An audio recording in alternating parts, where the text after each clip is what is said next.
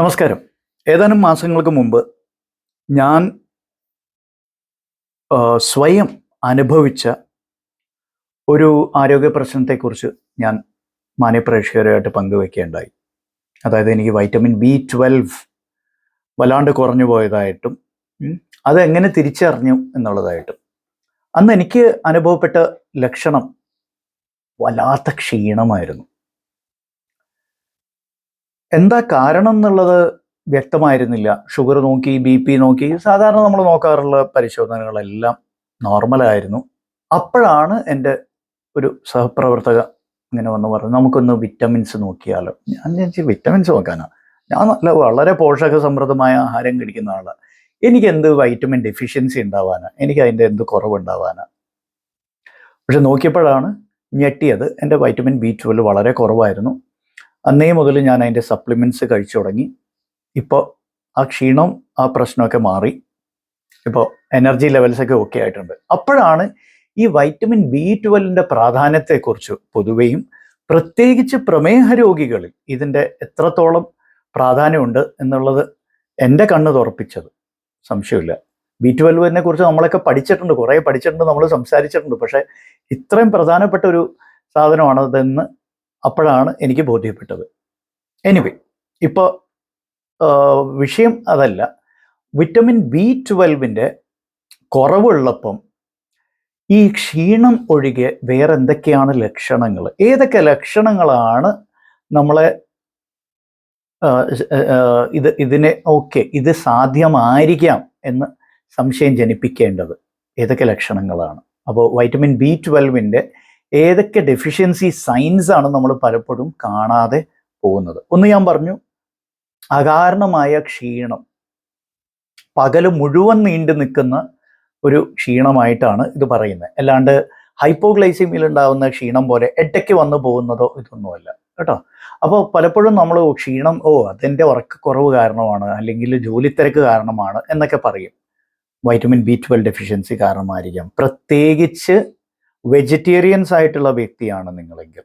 ഇപ്പോൾ ഞാനൊക്കെ 95% വെജിറ്റേറിയൻ ആണ്. പിന്നെ ഇടയ്ക്ക് മുട്ട കഴിക്കുന്നല്ലാണ്ട് 95% വെജിറ്റേറിയൻ ആണ്. അങ്ങനെയുള്ളപ്പോൾ എനിക്കൊക്കെ ഇത് എപ്പോൾ വന്നു എന്ന് ചോദിച്ചാൽ മതി. അപ്പോൾ if you are a predominantly vegetarian then you have to think of this. അടുത്തത് വെരി ഇമ്പോർട്ടൻ്റ്, ഞരമ്പ് സംബന്ധമായ ചില ലക്ഷണങ്ങളാണ്. അപ്പോൾ എന്താണ് ഞരമ്പ് സംബന്ധമായ ലക്ഷണങ്ങൾ എന്ന് നമ്മൾ പറയുന്നത്? തരിപ്പ്, മരവിപ്പ് കൈകാലുകളിൽ. ഇപ്പോൾ കാലിൽ മാത്രമാണെങ്കിൽ ഓക്കെ, ഡയബറ്റിക് ന്യൂറോപ്പത്തി എന്നൊക്കെ നമ്മൾ പറയാറുണ്ട്. പക്ഷേ ഡയബറ്റിക് ന്യൂറോപ്പത്തി കയ്യിലും വരാം കേട്ടോ, അത് വേറെ കാലം. പൊതുവെ കയ്യിലോ കാലിലോ ചുണ്ടുകളിലോ മൂക്കിൻ്റെ അറ്റത്തോ ചർമ്മത്തിൻ്റെ ഏതെങ്കിലും ഭാഗങ്ങളിൽ ഒതുങ്ങി നിൽക്കുന്ന തരത്തിലുള്ള തരിപ്പും മരവിപ്പും, പിന്നെ നടക്കാനുള്ള ബുദ്ധിമുട്ട്, അപ്പോൾ ഗെയ്റ്റ് ഡിസ്റ്റർബൻസസ് എന്ന് പറയും. കാലിൻ്റെ ചലനശേഷി, രണ്ട് കാലുകളുടെയും ചലനശേഷി, ആ സ്വാധീനം കുറഞ്ഞു വരുന്നതായിട്ട് തോന്നുന്നു. അതിൻ്റെ കൂടെ തരിപ്പും മരവിപ്പും ഒക്കെ ഉണ്ടെങ്കിൽ ഒരു പക്ഷേ അത് വൈറ്റമിൻ B12 ഡെഫിഷ്യൻസിയുടെ ഒരു ലക്ഷണമായിരിക്കാം. ഓർമ്മ വയ്ക്കുക, ഇതൊക്കെ നമ്മൾ പലപ്പോഴും കാണാതെ പോകുന്ന ലക്ഷണങ്ങളാണ്. ഓക്കെ. പിന്നെ മൂന്നാമത്തേത്, ചിലർ പറയാറുണ്ട്, എനിക്ക് മറവി ഈ അടുത്ത കാലത്ത് വളരെ കൂടുതലായിട്ട് കാണപ്പെടുന്നുണ്ട്. ചെറിയ കാര്യങ്ങളൊന്നും എനിക്ക് ഓർമ്മ നിൽക്കുകയില്ല. വലിയ കാര്യങ്ങൾ പിന്നെ പറയേ വേണ്ട, അത് അത്രയും പോലും ഓർമ്മ നിൽക്കില്ല. പിന്നെ മൂഡ് ഫ്ലക്ച്വേഷൻസ്, സ്ത്രീകളാണെങ്കിൽ അത് മെനപ്പോസ് ആണെന്ന് പറയും. ഡയബറ്റിക്സ് ആണെങ്കിൽ എഗെയിൻ അത് ഷുഗറിൻ്റെ വ്യതിയാനങ്ങൾ കാരണമാണെന്ന് പറയും. പ്രഷറിൻ്റെ വ്യതിയാനങ്ങളാണെന്ന് പറയും. ആയിരിക്കാം, പക്ഷെ അതിൻ്റെ കൂടെ ഈ ഒരു സാധ്യതയും കൂടി തള്ളിക്കളയരുത്. എന്ന് വെച്ചാൽ B12 ഡെഫിഷ്യൻസി, എസ്പെഷ്യലി മെറ്റ്ഫോർമിൻ കഴിക്കുന്നവർക്ക് B12 ഡെഫിഷ്യൻസി വരാനുള്ള സാധ്യത കൂടുതലാണ്. അതറിയാമല്ലോ അല്ലേ? പിന്നെ B12 ഡെഫിഷ്യൻസി കാരണം കാണാതെ പോകുന്നത്, അതിന് ലക്ഷണം എന്ന് പറയുന്നത് മറ്റൊന്നുണ്ട്. വിശപ്പ് വല്ലാണ്ട് കുറയുക. വിശപ്പ് കുറയുന്ന എത്രയോ കാരണങ്ങളാലാവാം, പക്ഷെ B12 ഡെഫിഷ്യൻസി കാരണമാണ് അല്ലെങ്കിൽ ആവാം എന്ന് പലർക്കും അറിയില്ല. പിന്നെ വിശപ്പ് കുറയുകയും കോൺസ്റ്റിപ്പേഷൻ ഉണ്ടാവുകയും. അപ്പോൾ കോൺസ്റ്റിപ്പേഷൻ കാരണമാണ് എൻ്റെ വിശപ്പ് കുറഞ്ഞത്. കോൺസ്റ്റിപ്പേഷൻ എന്ന് പറയുമ്പോൾ ശോധനക്കുറവ്, ശോധനം കൃത്യമായിട്ട് നടക്കാത്തതുകൊണ്ടാണ് എനിക്ക് വിശപ്പ് കുറയുന്നത് എന്ന് ചിലവർ കരുതും. വൈറ്റമിൻ B12 ഡെഫിഷ്യൻസി കാരണമായിരിക്കാം. ഇനി വെരി ഇമ്പോർട്ടൻറ്റ്. അപ്പോൾ ഇതൊക്കെ വ്യക്തി സ്വയം അനുഭവിക്കുന്ന പ്രശ്നങ്ങളായിട്ട് നമുക്ക് തോന്നും.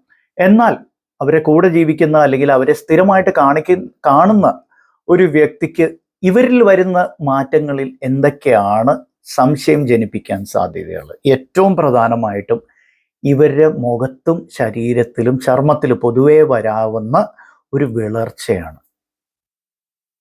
അപ്പോൾ ഒരു പെയിൽനെസ്, നല്ല തിളക്കമുള്ള ചർമ്മം ഉണ്ടായിരുന്ന ഒരു വ്യക്തിയുടെ ചർമ്മത്തിൻ്റെ തിളക്കം കുറഞ്ഞു വരുന്നതായിട്ട് നിങ്ങൾക്ക് തോന്നുന്നു. ഒരുപക്ഷെ വൈറ്റമിൻ B12 ഡെഫിഷ്യൻസി ആയിരിക്കാം. ഒരുപാട് കാരണങ്ങളുണ്ട് അതിന്. ഈ പറഞ്ഞ അയേൺ ഡെഫിഷ്യൻസി അനീമിയ, നമ്മുടെ നാട്ടിൽ സർവ്വസാധാരണമായിട്ട് കണ്ടുവരുന്ന അയേൺ ഡെഫിഷ്യൻസി അനീമിയ മുതൽ B12 ഡെഫിഷ്യൻസി, അതും അനീമിയക്ക് കാരണമാവാം കേട്ടോ. ദാറ്റ് മെഗാലോബ്ലാസ്റ്റിക് അനീമിയ എന്നൊക്കെ പറയും. അത്തരത്തിലുള്ള അനീമിയ കാണാറുണ്ട് B12 ഡെഫിഷ്യൻസിയിൽ.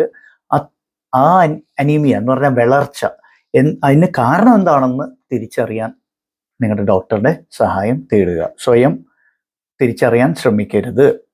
അതുപോലെ നേരത്തെ ഞാൻ പറഞ്ഞു, നടത്തത്തിൻ്റെ ആ ഒരു ശൈലി, ആ ഒരു രീതി, ആ ഒരു ഗതി, ആ ഒരു സ്മൂത്ത്നെസ്, അത് ചിലപ്പോൾ മാറി വരാം. അപ്പോൾ ഒരു ഇൻകോർഡിനേഷൻ പോലെ തോന്നാം. അപ്പോൾ ഒരു പാദം മുമ്പിൽ വെച്ച് പിന്നെ അതിൻ്റെ അടുത്ത പാദം മുമ്പിൽ വെക്കണം. അപ്പോൾ ഈ പാദം അങ്ങനത്തെ ഒരു സ്മൂത്ത്നെസ് ഉണ്ടല്ലോ, അത് ഒരു പക്ഷെ മാറി വരാം.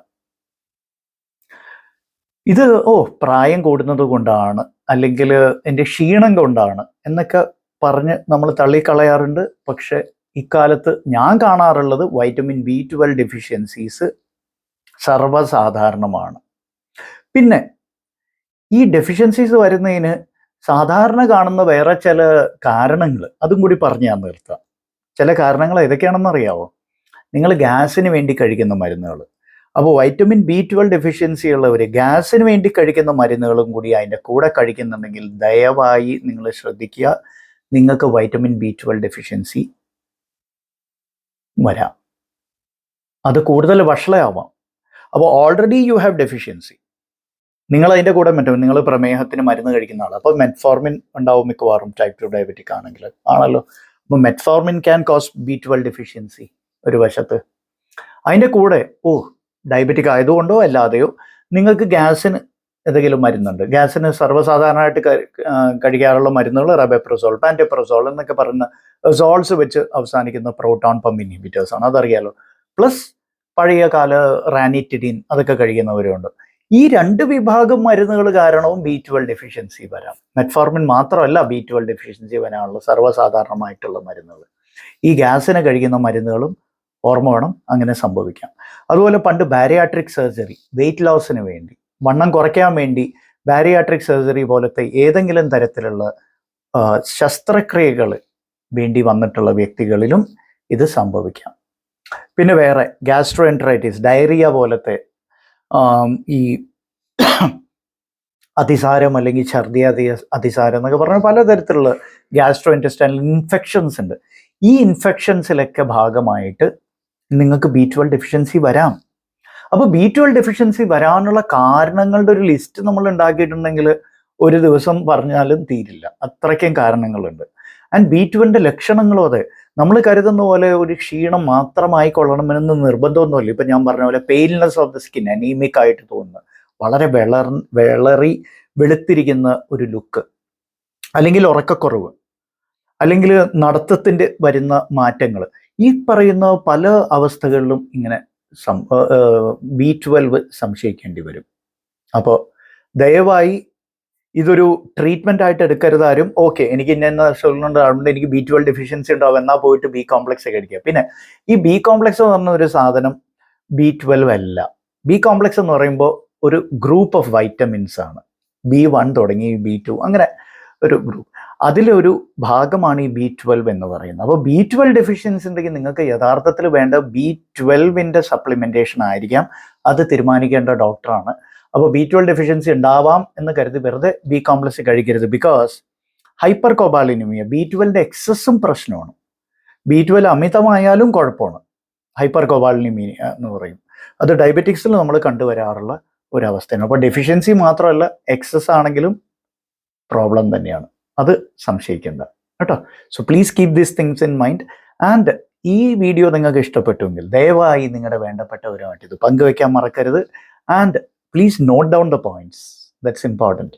ബിക്കോസ് പലപ്പോഴും നമ്മൾ കാണാതെ പോകുന്ന ലക്ഷണങ്ങളും ഇതിൻ്റെ ലിസ്റ്റായിട്ട് ഞാൻ പറഞ്ഞിട്ടുണ്ട്. അപ്പോൾ നിങ്ങൾക്ക് ഇതുകൊണ്ട് പ്രയോജനം ഉണ്ടാവുമെന്ന് വിശ്വസിക്കട്ടെ. നന്ദി, നമസ്കാരം.